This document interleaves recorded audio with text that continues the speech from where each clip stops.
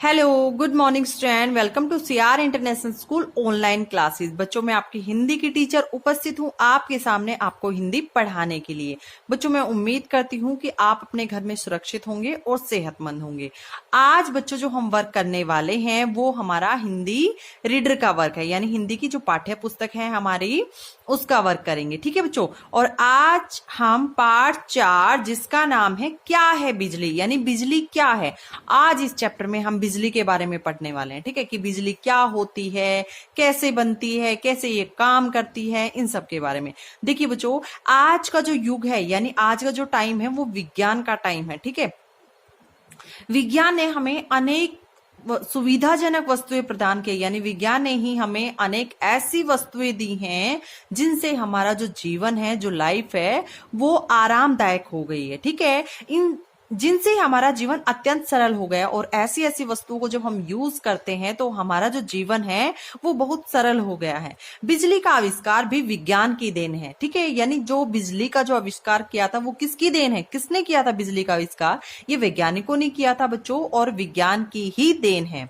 आइए जानें यह बिजली क्या है। आज इस चैप्टर में हम जानेंगे बच्चों कि बिजली क्या है, इसको कैसे बनाया जाता है, किसने इसको बनाया था। ठीक है, और बिजली से क्या क्या चलते हैं, और बिजली जब चली जाती है तो क्या होता है। चलिए बच्चों रीड करते हैं इस चैप्टर को।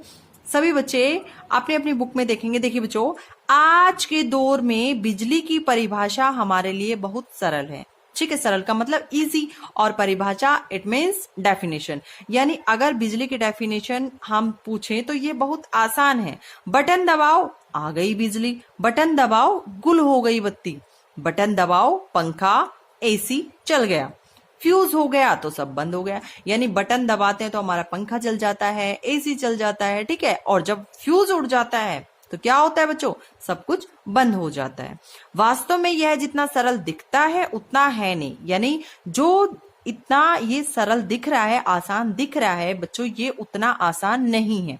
आज हमारे जीवन में बिजली का बहुत महत्व है। यानी आप सोच कर देखो बच्चा, अगर 1 मिनट के लिए बिजली चली जाए, और बिजली इट मीन्स लाइट तो चली गई, और अगर आपके घर पे इन्वर्टर है वो भी काम नहीं कर रहा है, तो सोचो क्या होगा, हालत खराब हो जाती है ना।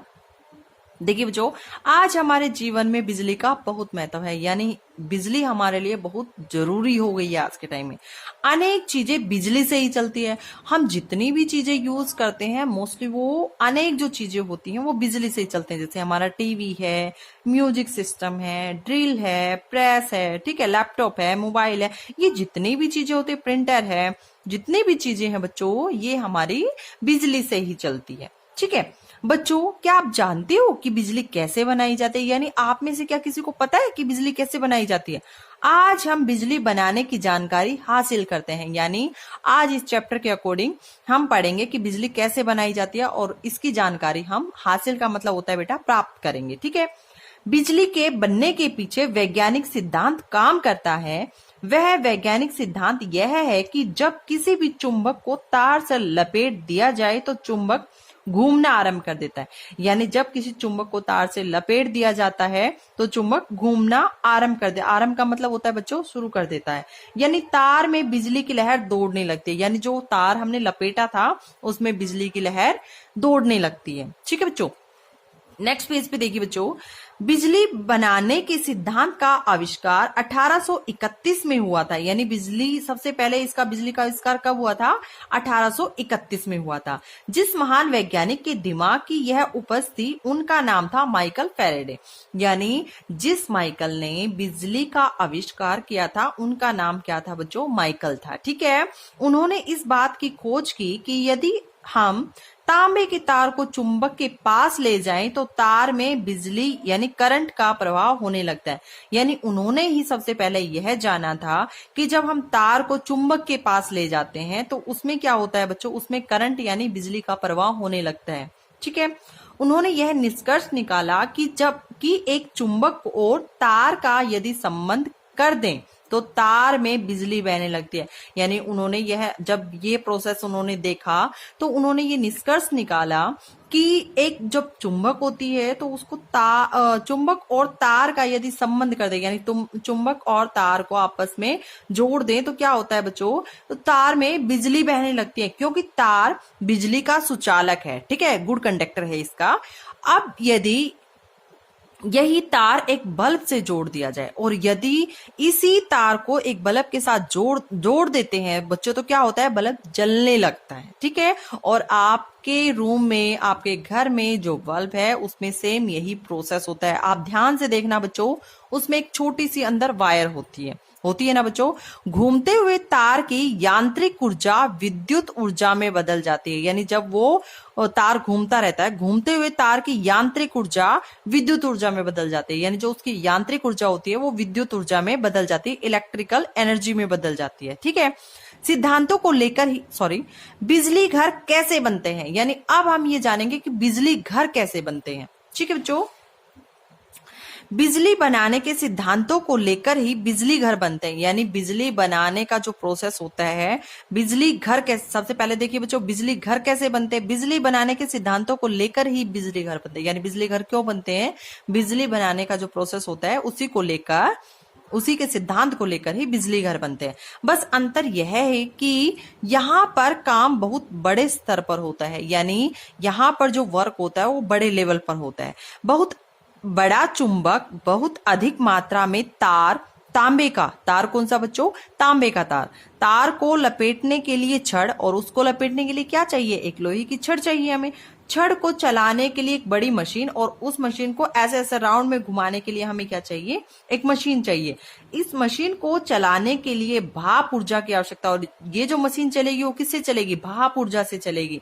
जेम्स वाट ने भाप की शक्ति को दुनिया के सामने प्रस्तुत किया था। आप भाप की जो शक्ति थी उसको प्रस्तुत किसने किया था, ये जेम्स वाट, ये हमारे एक वैज्ञानिक हैं, ठीक है। भाप पानी को उबाल कर बनती है, और भाप कैसे बनती है बच्चों, जब हम पानी को बॉईल करते हैं, उबालते हैं तो भाप बनती है, और कोयले को ईंधन के रूप में प्रयोग किया जाता है।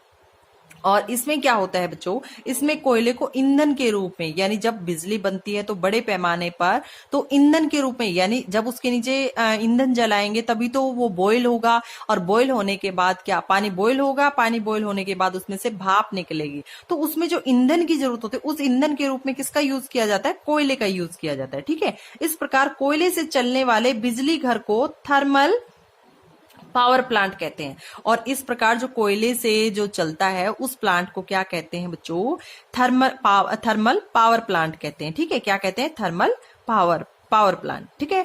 कोयले को भट्टी में जलाकर पानी को उबाला जाता है, यानी कोयले को एक बड़ी सी भट्टी होती है उसमें जलाया जाता है, फिर पानी को उबाला जाता है। उबलता पानी टरबाइन में जाता है, और उबलता हुआ पानी कहाँ चला जाता है, टरबाइन में जाता है। भाप की ऊर्जा से टरबाइन घूमती है, और टरबाइन घूमने लगती है, और फिर तार को घुमाती है, और फिर किसको घुमाती है, फिर तार को घुमाती है, ठीक है। सरल शब्दों में कहा जाए तो टरबाइन वह मशीन है जो तार को घुमाने का काम करता है, यानी टरबाइन क्या है बच्चों, टरबाइन एक ऐसी मशीन है जो तार को घुमाने का काम करता है। टरबाइन को उस छड़ से जोड़ते हैं, यानी टरबाइन को उस छड़ से जोड़ देते हैं जिस पर तार बंधा है, और जिस पर तार बंधा होता है उसको टरबाइन उसको जोड़ देते हैं। जो चुंबक के बीच रखा है इसे जनरेटर कहते हैं, और जो चुंबक के बीच में रखा होता है इसे हम क्या कहते हैं बच्चों, इसे हम जनरेटर कहते हैं, ठीक है। यही बिजली स्विच यार्ड से हमारे घरों में आती है, और यही जो बिजली होती है बच्चों, यही हमारे घरों में भी आती है। प्रयुक्त भाप को पुनः ठंडी हवा, नेक्स्ट पेज देखिए बच्चों, पुनः ठंडी हवा देकर ठंडा किया जाता है, यानी दोबारा इसको जो भाप होती है दोबारा इसको ठंडा किया जाता है, ठीक है।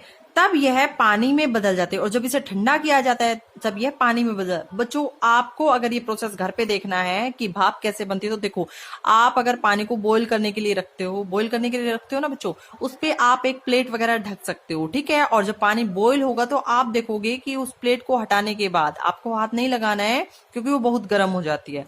और जब आप मम्मी की हेल्प से या किसी दूसरे की हेल्प से उसको हटाओगे तो आप देखोगे बेटा कि छोटे पानी की जो बूंदे होती है वो प्लेट के ऊपर नीचे की साइड आ जाती है, जिस साइड से हमने प्लेट को ढका था, ठीक है।